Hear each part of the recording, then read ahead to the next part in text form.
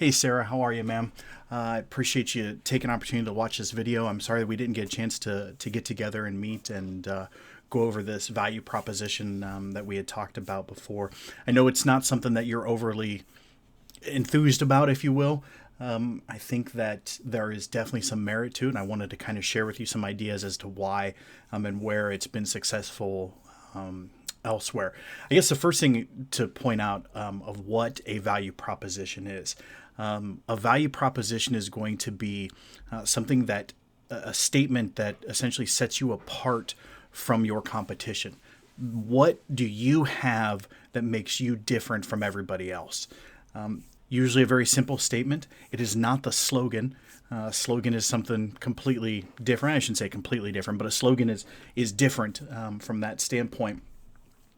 So a good example of a value proposition for you and why it qualifies as a good value proposition is from the company Slack. You may be familiar with Slack. They are a integration system for your work, communication and projects, and combines everything together so that a partner group can have all the information that they need in one spot. So what Slack's value proposition is be more productive at work with less effort. So what they're trying to portray is that you can combine all these things, have less concern, less clutter in regards to a project or to work, and Slack gives you that opportunity to have that. One thing that kind of sets them apart is that they integrate so well with all the other different projects or applications that somebody may use. They are complex enough and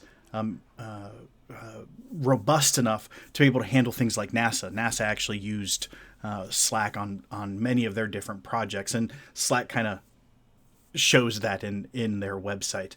And so it allows for that combination. So be more productive at work with less effort is just that thought that it gives more things you can do. You don't have to go around searching for everything. You can find it all at your fingertips, combining all the other different programs you may be using and integrating them together. So that's really what a good value proposition is. A value proposition that can influence success is going to be an example of that is going to be Uber.